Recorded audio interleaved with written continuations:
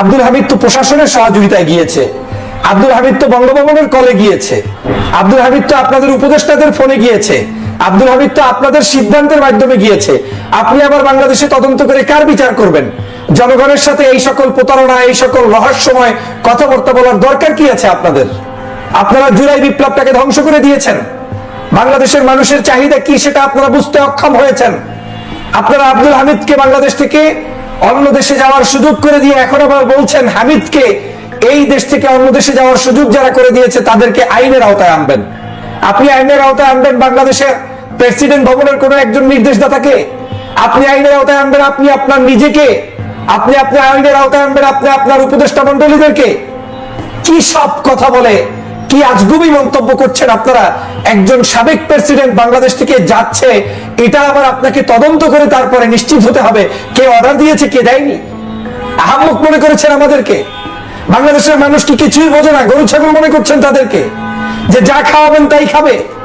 এটা কোনো সাধারণ নাগরিক নয়, এটা কোনো ছাত্রলীগের ওয়ার্ড পর্যায়ের কর্মী নয় যে কিভাবে পালিয়ে গিয়েছে আপনি তদন্ত করবেন।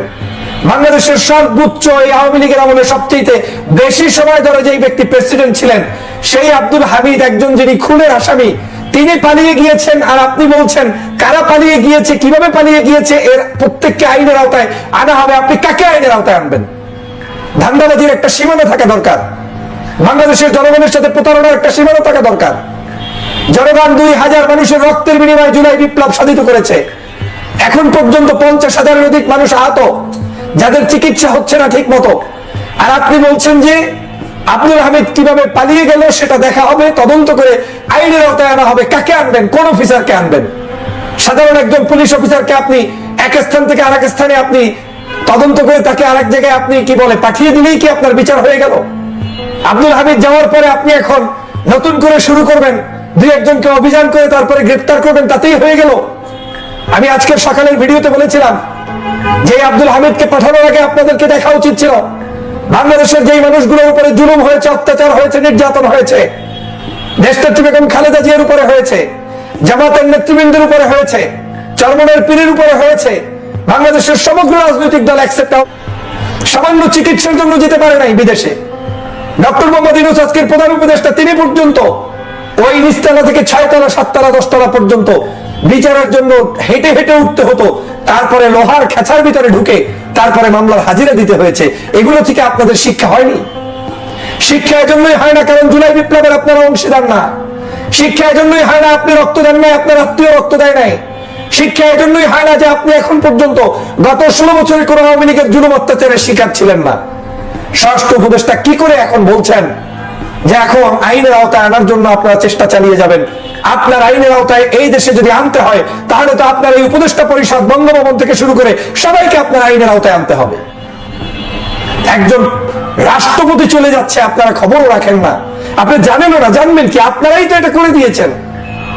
আপনার অনুমতি ছাড়া, স্বরাষ্ট্রমন্ত্রী উপদেষ্টার অনুমতি ছাড়া, আইন উপদেষ্টার অনুমতি ছাড়া, একজন বঙ্গভবনের অনুমতি ছাড়া এরকম একজন রাষ্ট্রপতি তিনি যেতে পারেন? একজন রাষ্ট্রপতি তিনি চিকিৎসা নিতে গেলে পর্যন্ত, বাসায় থাকলে পর্যন্ত তার সমগ্র তথ্য এই রাষ্ট্রের প্রত্যেকের কাছে আছে। তিনি মৃত্যুর আগ পর্যন্ত আপনাদের হাই সিকিউরিটির ভিতরে আছে।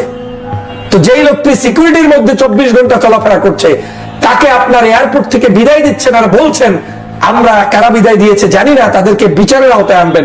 এই সকল তামাশা বন্ধ করা উচিত, এই সকল ধৃষ্টতাপূর্ণ আচরণ বন্ধ করা উচিত। জনগণের মধ্যে নতুন করে আবার মনে হচ্ছে যে একটি দেশ একটু ঠান্ডা ছিল, পরিস্থিতি একটু সুষ্ঠু ধারায় যাওয়া ছিল, সেটার মধ্যে আবার কার কোন কারণে ষড়যন্ত্রের অংশ হিসেবে এই আব্দুল হামিদকে আপনারা এখন আবার দেশ ত্যাগ করালেন। এভাবে করে আওয়ামী লীগের সব খনিগুলো দেশ থেকে পালিয়েছে, কাউকে দেশ ত্যাগ করানো হচ্ছে, কাউকে আরামায়েশে এখনো থাকার সুযোগ করে দেওয়া হচ্ছে। অথচ জুলাই বিপ্লবের পরে প্রত্যেককে গ্রেপ্তার করে আইনের আওতায় আনা উচিত ছিল। এখন পর্যন্ত আওয়ামী লীগের সেই সময়ের যত ধরনের অপরাধী কাউকে সঠিকভাবে গ্রেপ্তার করা হয় নাই। কিছু মানুষকে নামকা অস্তে গ্রেপ্তার করা হয়েছে, তার মধ্যে অনেকে আছে বয়স হয়ে গিয়েছে, হাঁটতে পারে না, চলতে পারে না। অনেকে আছে আওয়ামী লীগ করে কিন্তু অপরাধের মাত্রাটা ওই ওবায়দুল কাদের ষষ্ঠ পরষ্ট মন্ত্রীদের মতো, শেখ হাসিনার মতো হয়তো নেই। তা আপনাদেরকে দেখানোর জন্য মূলত তাদেরকে ঢুকিয়েছে, তাদেরকে বিচারের জায়গায় গেলে তারা মাপ পেয়ে যাবে, আর অপরাধীগুলোকে যারা মাপ পাবে না তাদেরকে দেশ ত্যাগ করানো হয়েছে কৌশলে। তাদেরকে বিভিন্ন জায়গায় আটকানো, মানে গোপনে রাখা হয়েছে কৌশলে। আমরা কয়েক মাস আগে রিপোর্ট দেখেছিলাম যে বাংলাদেশের স্পিকারের পাসপোর্ট তৈরি হচ্ছে। কয়েক মাস আগে দেখলাম ওবায়দুল কাদের চলে গিয়েছে, কয়েক মাস আগে দেখলাম পররাষ্ট্রমন্ত্রী চলে গিয়েছে, আওয়ামী লীগের সকল সিনিয়র নেতারা সব চলে গিয়েছে। এখন ভণ্ডামি করছেন কার সাথে? কাকে আপনি এখন নতুন করে গ্রেফতার করবেন বলেন? গত 14 বছরের যে সকল নির্বাচন কমিশনাররা অবৈধভাবে নির্বাচন পদ্ধতি কলুষিত করেছে, তারা এখন পর্যন্ত গ্রেফতার হয়নি। বাংলাদেশের কোন দুর্নীতিবাজ, দুষ্কৃতিবাজ যারা এই জুলাই বিপ্লবের সময় মানুষদেরকে হত্যা করেছে, তারা গ্রেফতার হয়নি। আর আপনি এখন নতুন করে আবার দেখাচ্ছেন যে এই আব্দুল হামিদ কিভাবে গেল, আইন দেখা হবে। আব্দুল হামিদ কিভাবে গিয়েছে আপনি জানেন না? রাতের বেলা আপনি জানেন না যে বাংলাদেশের একজন প্রেসিডেন্ট বাংলাদেশ থেকে বের হচ্ছে? দেশনেত্রী বেগম খালেদা জিয়া বাংলাদেশে প্রবেশ করছে, আপনি জানতে পারেন।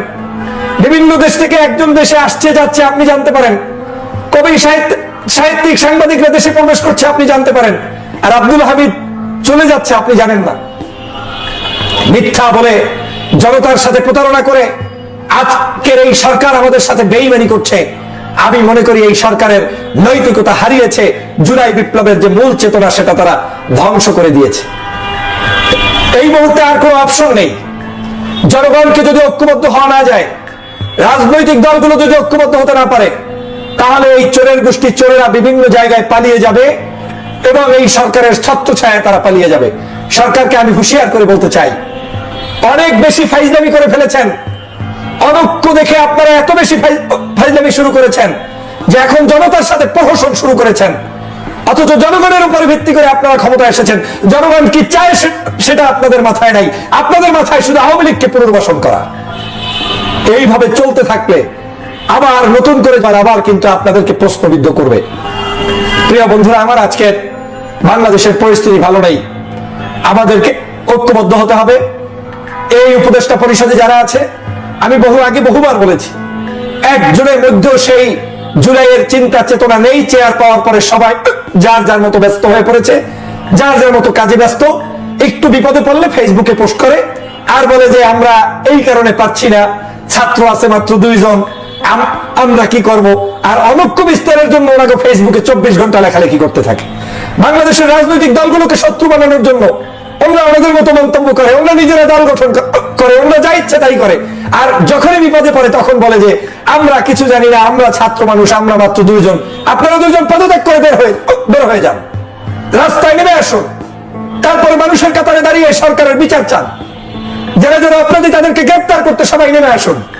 আপনাকে ওখানে থেকে করতে বলছে কে, যদি কিছু করতে না পারেন।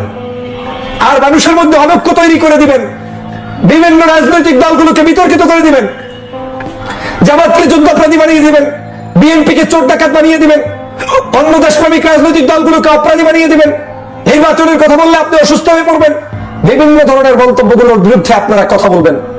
আর আপনারা এখন যখন এই ব্যাপারে প্রশ্ন তোলা হয় তখন আপনারা চুপ করে থাকেন, তখন আপনারা মন্তব্য করেন। এটা হতে পারে না প্রিয় ভাইরা আমার। সে কারণে বলছি, আজকের এই চরম মাত্রায় একটি নতুন করে ষড়যন্ত্র চলছে। এই ষড়যন্ত্র থেকে আমাদেরকে রুখতে হবে এবং সবাইকে ঐক্যবদ্ধভাবে এই ষড়যন্ত্র মোকাবেলা করে এই ষড়যন্ত্রের পাড়ি দিয়ে আবার দেশ গঠন করার জন্য সবাইকে এক হতে হবে। এই সকল ষড়যন্ত্রের হাত থেকে যদি দেশকে আমরা রক্ষা করতে না পারি, তাহলে আমাদের এই